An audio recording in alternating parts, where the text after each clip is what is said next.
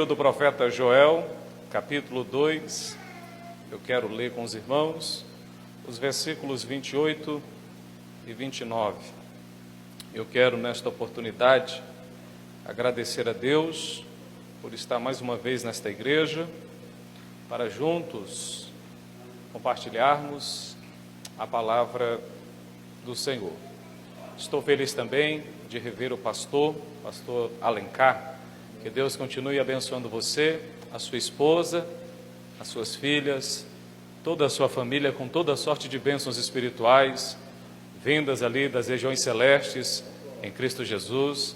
Que Deus continue te usando poderosamente nesta obra. Eu quero também agradecer os obreiros, mais uma vez, pelo carinho, pela compreensão, pelo apoio, meus companheiros. Deus abençoe a cada um de vocês. Estou feliz e confesso aos irmãos que esta noite não será uma noite tão fácil para ministrar a palavra do Senhor. Está conosco aqui o professor Ednei, homem de Deus, servo do Senhor, conhece muito a palavra do Senhor e para mim, na verdade, se constitui assim até uma honra de poder ministrar aqui e você está aí.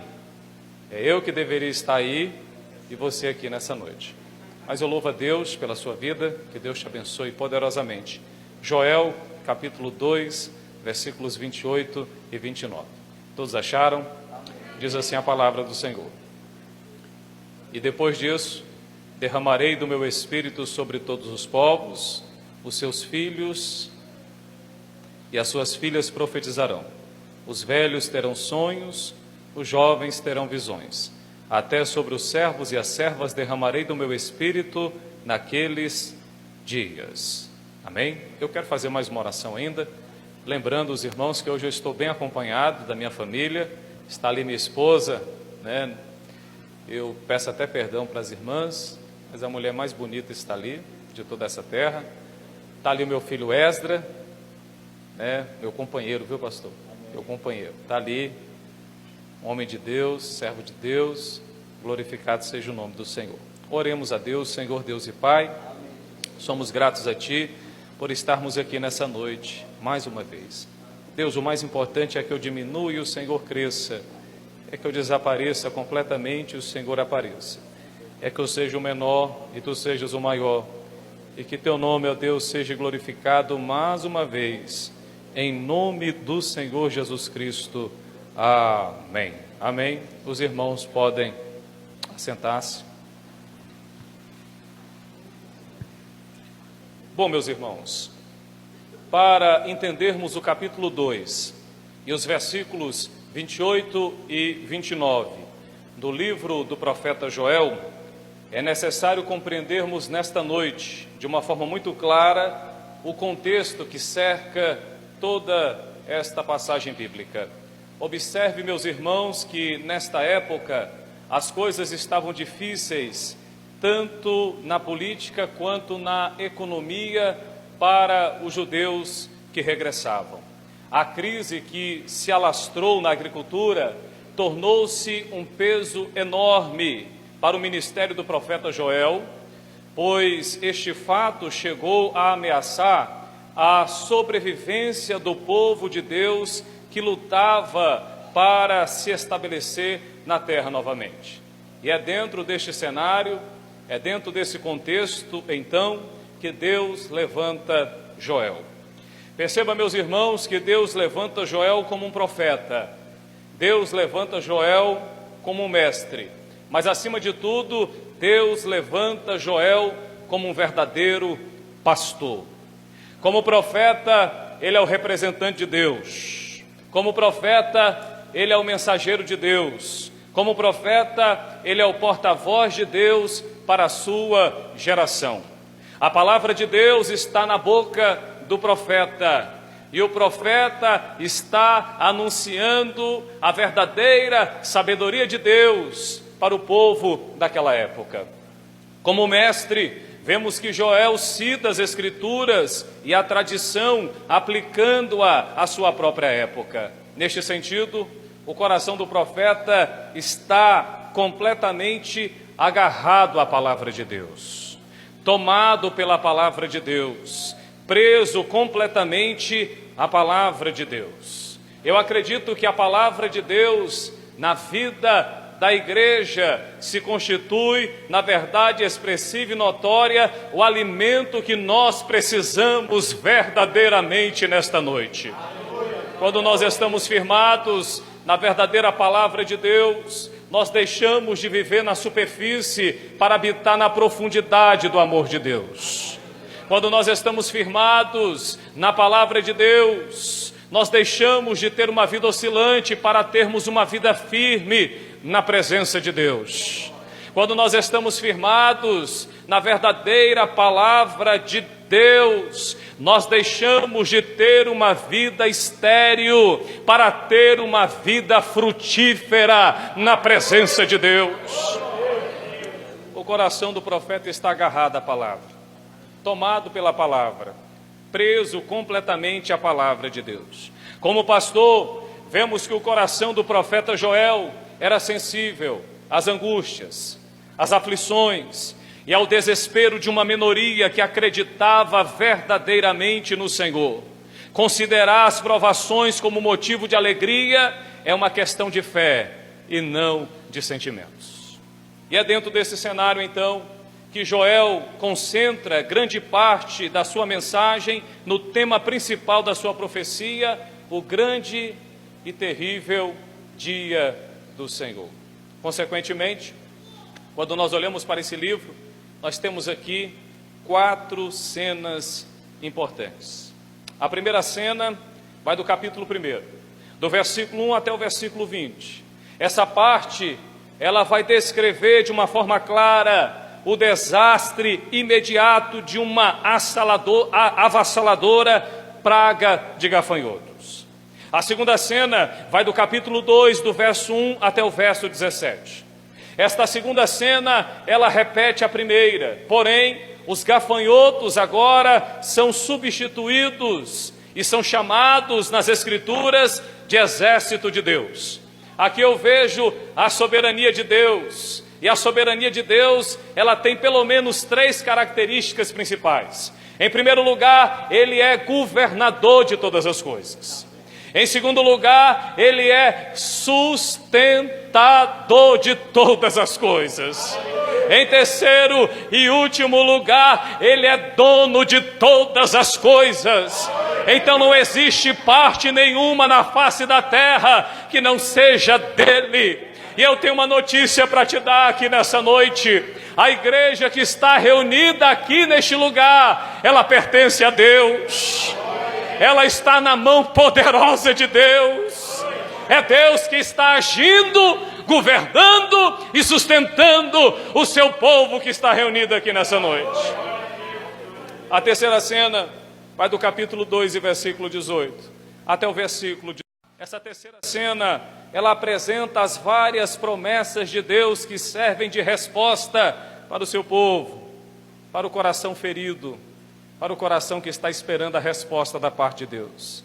E a quarta e última cena vai do capítulo 3, do verso 1 até o verso 23.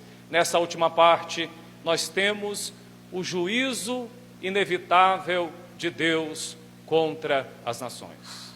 Mas nesta noite, pastor Israel, eu quero trabalhar com vocês a terceira cena. E a terceira cena do livro do profeta Joel fala sobre as promessas de Deus. E eu quero fazer uma pergunta para você. Quantos aqui têm promessa da parte de Deus? Quantos têm certeza que esta promessa foi feita pelo próprio Deus? Quantos estão aguardando o cumprimento desta promessa nessa noite? Nesta noite, então, eu quero me ater à terceira cena, a terceira parte deste livro, que trata da resposta e da promessa de Deus para o seu povo. Nesta cena, quando nós se deparamos com ela, nós temos aqui o amor de Deus. Nós temos aqui o cuidado de Deus. Nós temos aqui o coração pastoral de Deus para com seu povo. No capítulo 2, a partir do versículo 18, nós temos aqui as verdadeiras promessas de Deus. Eu entendo, professor Ednei, que essas promessas, elas renovam as nossas forças. elas alimentam a nossa alma. As promessas de Deus, ela aprofunda o nosso relacionamento com Ele. Quem tem promessa de Deus vive feliz. Quem tem promessa de Deus tem gozo. Quem tem promessa de Deus vive a verdadeira alegria. A promessa de Deus está solidificada no próprio caráter de Deus. Se Deus te prometeu, Ele é fiel, Ele é justo e Ele é verdadeiro para cumprir com a sua palavra. Eu não sei se você entende isso, mas as promessas de Deus, elas servem de combustível. Quando faltar o combustível, lembre-se das promessas de Deus. Lembre-se das palavras de Deus. Oh, glória a Deus. Eu não sei se você entende isso, mas as palavras de Deus, elas mexem com o nosso coração. Quando você abre a Bíblia e você lê uma porção da Bíblia e você percebe que Deus está falando contigo, as lágrimas vêm. Quando você entra dentro da igreja e o pregador está pregando e a palavra de Deus está indiretamente no seu coração, você começa a se abrir para Deus, para o verdadeiro Deus. As promessas de Deus mudam o colorido na vida cristã. As promessas de Deus, ela dá sentido à nossa existência e à nossa vida aqui nessa noite. Ela alimenta, ela fortalece, ela aprofunda o nosso relacionamento com Deus. Essas promessas servem de combustível para aquecer o nosso coração. Se o teu coração não está aquecido, eu tenho uma palavra de Deus para você. Deus tem promessa para a tua vida. Deus tem promessa para você. E estas promessas vão aquecer o nosso coração. Essas promessas servem de alento para as nossas almas. Mesmo em tempos de crise, mesmo em tempos tribulosos, mesmo em tempos difíceis, Deus tem promessas maravilhosas para o seu povo. Permita eu ilustrar essa verdade para que você entenda. Um grupo de seminaristas, dentro do ônibus, saíram até a casa de John Wesley. E era um grupo muito grande. E quando chegaram lá, o guia que estava conduzindo aqueles seminaristas entrou primeiro. E aí, os seminaristas entraram e eles ficaram maravilhados com a casa de John Wesley. Visitaram vários e vários cômodos, porém, tinha um detalhe naquela visita, algo que chamou a atenção.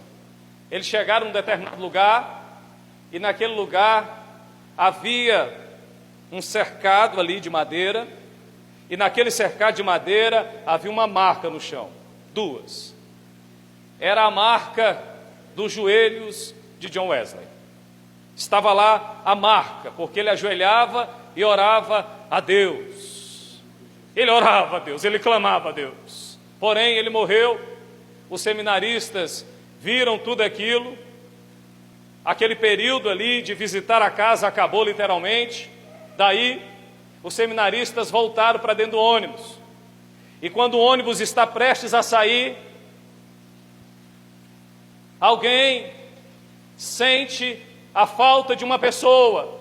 Ele não está dentro do ônibus. Ele não está sentado. E aí, aquele guia sai do carro e vai em direção àquela casa. E ele vai passando pelos cômodos, pastor Alencar. E ele não acha aquele jovem.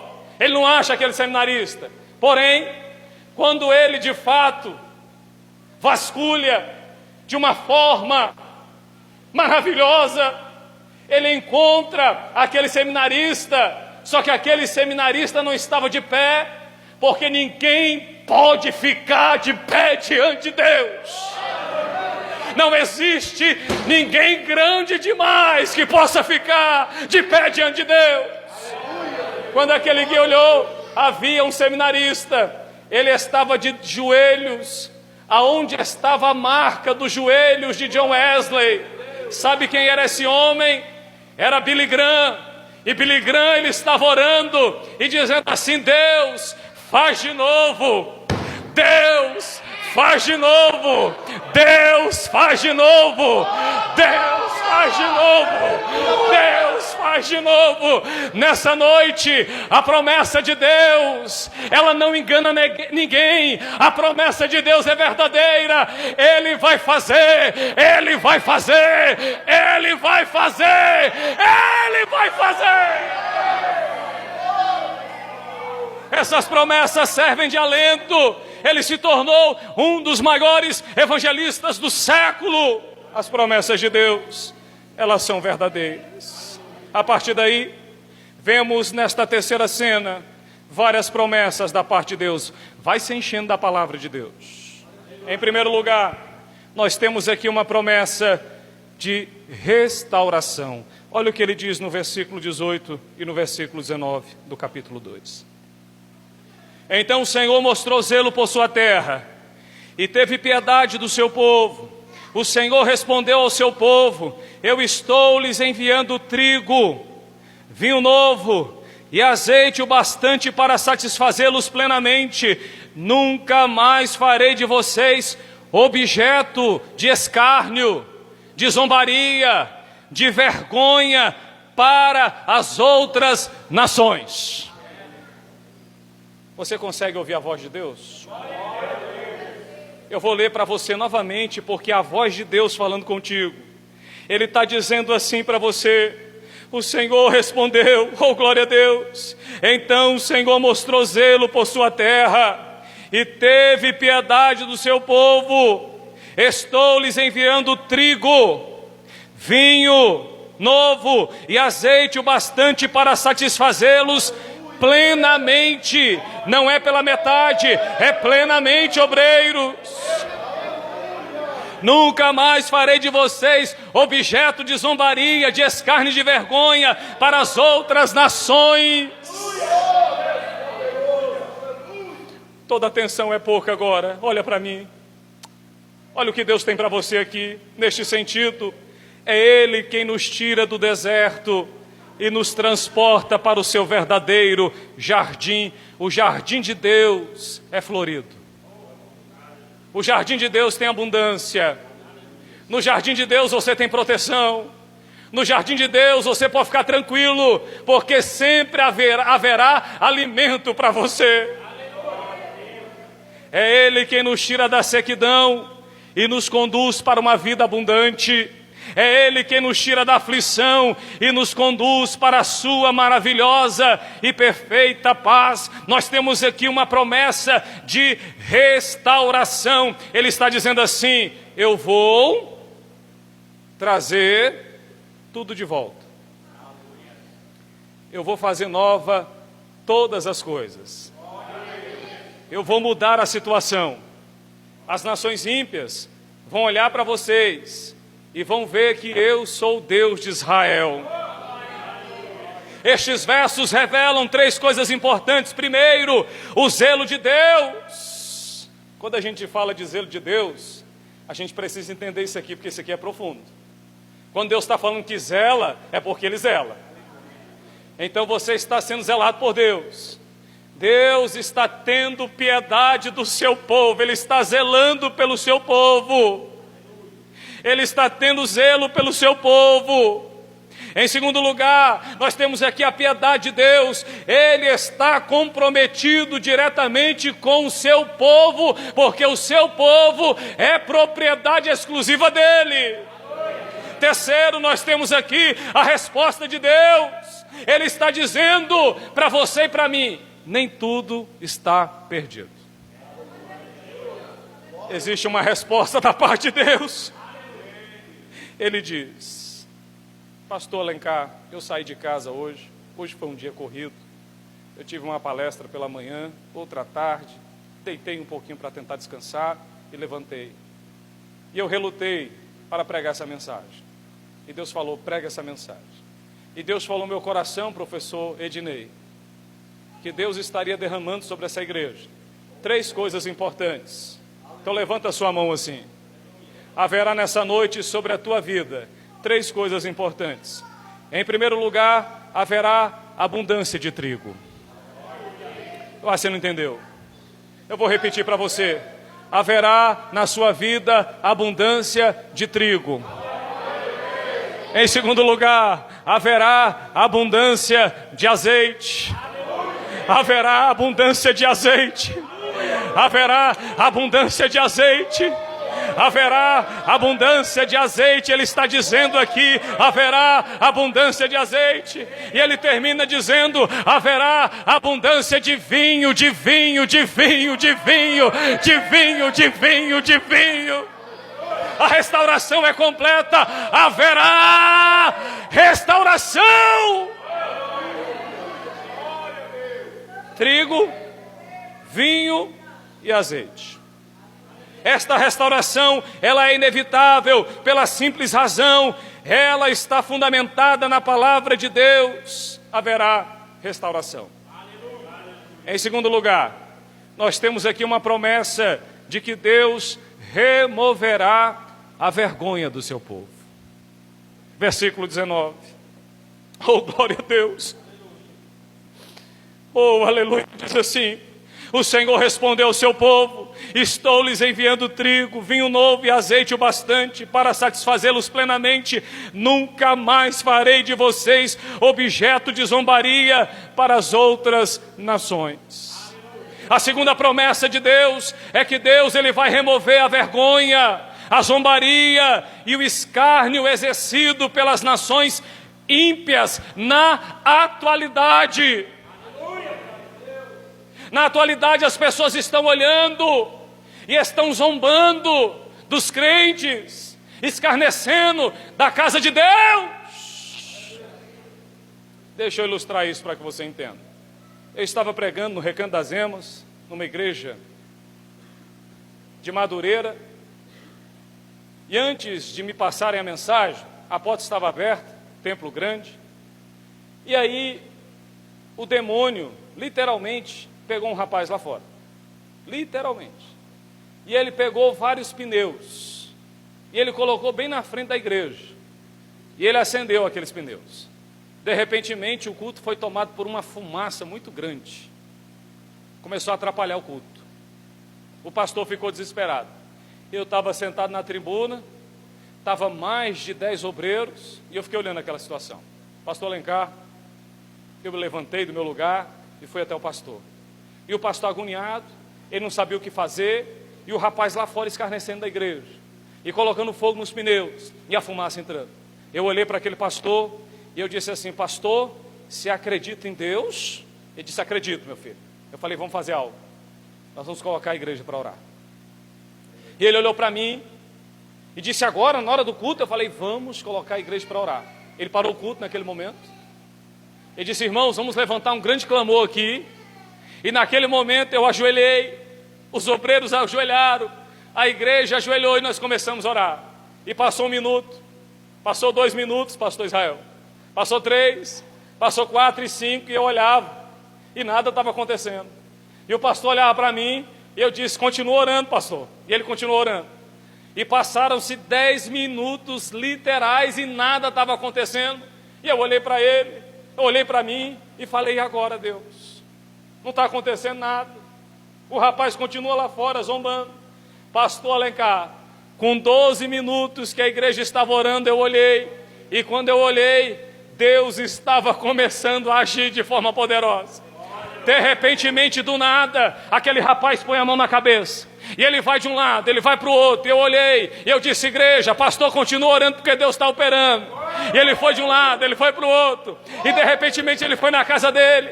Aí quando eu olhei, ele veio com 2 baldes. Ele não estava dando conta porque tinha muita água.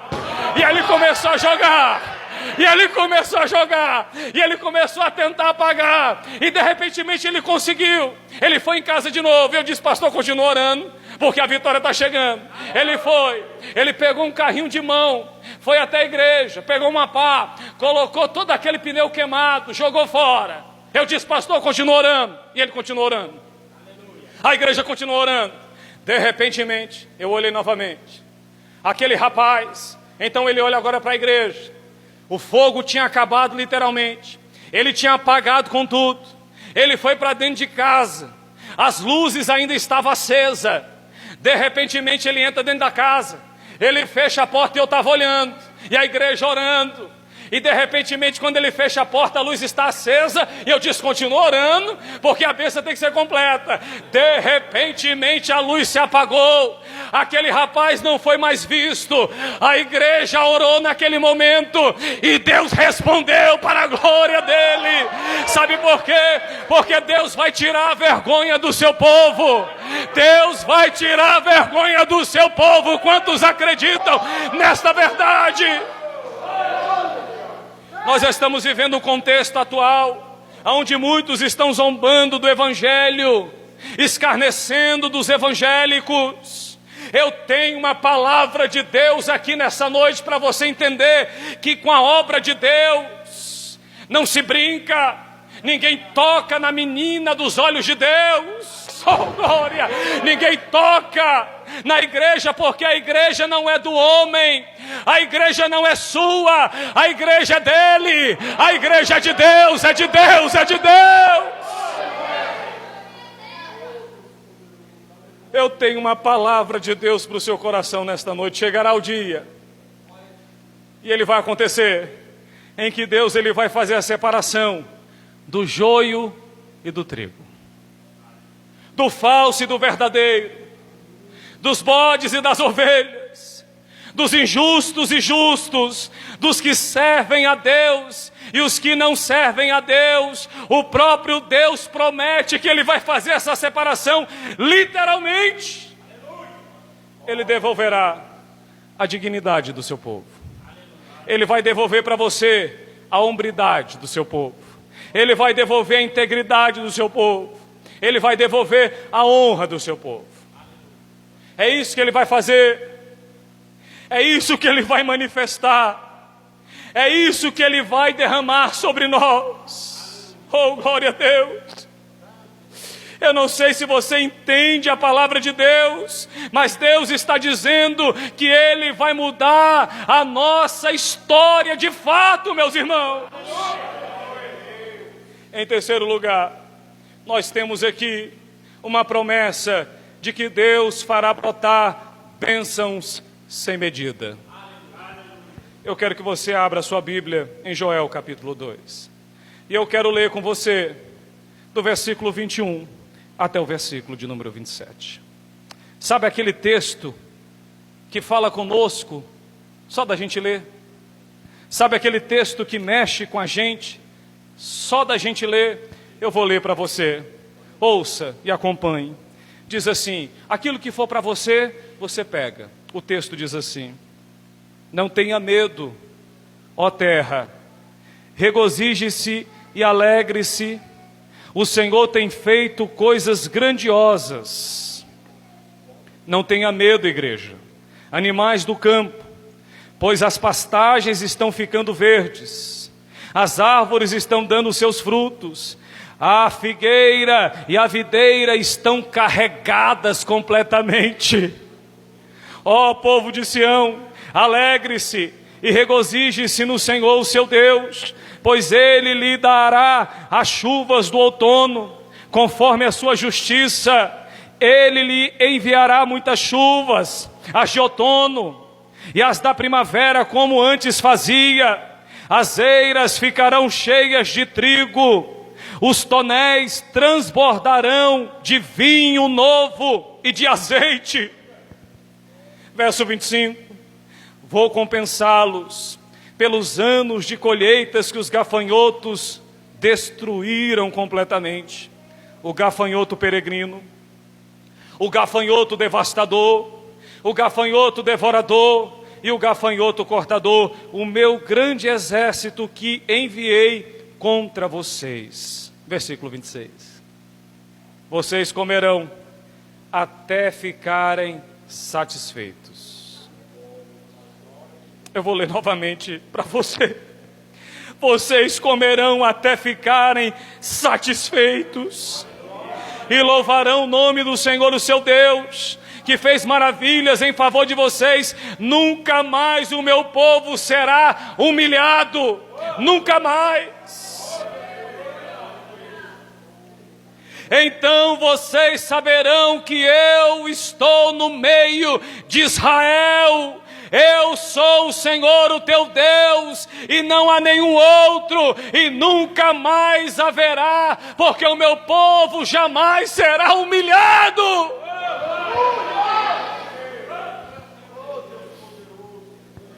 Nós temos aqui uma promessa de que Deus fará brotar bênçãos sem medidas. Eu acredito, pastor Alencar, que Deus vai trazer vidas e pessoas dos 4 cantos. Deus, Ele vai derramar sobre esse lugar bênçãos sem medidas. É só permanecer na palavra de Deus. Oh, glória a Deus! Ele vai fazer brotar na sua vida bênçãos sem medidas. Você acredita? Estas bênçãos, elas são reais, elas são autênticas, elas têm endereço certo. Deus não erra o alvo, Deus não falha, Ele é certo. É para você essas bênçãos, é para você que está aqui nessa noite. Estas bênçãos devem nos conduzir a uma vida sem medo. Estas bênçãos devem nos conduzir a uma vida de alegria. Estas bênçãos devem nos conduzir a uma vida de louvor a Deus, louvor a Deus, louvor a Deus, louvor a Deus. Estas bênçãos devem nos conduzir a uma autêntica e verdadeira adoração. Entenda, os resultados na vida cristã são apenas consequências inevitáveis de uma vida de serviço a Deus. Entretanto, servimos a Deus não por causa dos resultados, mas por quem Ele é de fato. Deus, governador, sustentador e mantenedor de todas as coisas.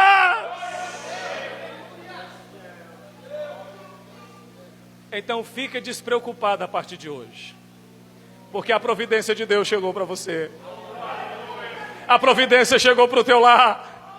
A providência chegou na tua casa. A providência chegou na tua família. Sabe essas lágrimas? Sabe esse choro? A Bíblia diz assim: naquele grande dia, Ele vai enxugar do rosto da igreja toda lágrima. Toda lágrima. E eu quero concluir dizendo para você que nós temos aqui em 4º e último lugar uma promessa que Ele derramará do seu Espírito Santo sobre toda a carne. É o que diz Joel 2:28. E depois disso derramarei do meu Espírito sobre todos os povos. Os seus filhos e as suas filhas profetizarão. Os velhos terão sonhos e os jovens terão visões. E até sobre os servos e as servas derramarei do meu Espírito naqueles dias.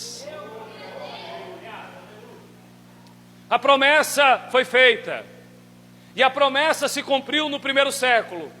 O Espírito de Deus, Ele foi derramado sobre a igreja reunida, e eles foram cheios, eles foram capacitados. E eu quero destacar aqui, pelo menos para você entender, 3 coisas importantes sobre essa promessa, sobre esse derramamento, e nós vamos concluir. Em primeiro lugar, Ele derrama o Espírito de Deus, porque é uma promessa da parte dEle. E o que Ele diz, Ele faz. Em segundo lugar, Ele derrama o Espírito Santo, porque existe uma necessidade clara de envolver a igreja no poder de Deus. Sem Espírito Santo, não existe pregação autêntica. A pregação, ela precisa estar envolvida com o Espírito. Chamada de Deus. Se você foi chamado por Deus, o Espírito de Deus está envolvido nesta chamada, porque não existe vocação ou chamada autêntica se o Espírito de nosso Deus, Ele não estiver envolvido nesta chamada. Atos capítulo 13, o Espírito Santo vem sobre a igreja de Israel, e ele diz assim: separa para mim Paulo e Barnabé para a obra que vos tenho chamado. Sabe por que os obreiros estão dando certo? Porque o Espírito está aí. Sabe por que essa igreja está dando certo? Porque o Espírito de Deus está conosco. Sabe por que o pastor Alencar está dando certo nessa igreja? Porque o Espírito de Deus está sobre ele, está sobre ele, está sobre ele, está sobre ele. Levante as suas mãos para os céus assim. Oh, glória a Deus. Quem tem o Espírito aí? Quem tem o Espírito aí? Oh, alabaxebedei, alabaxebedei, manai. Se coloca de pé nesse momento. Oh, glória a Deus.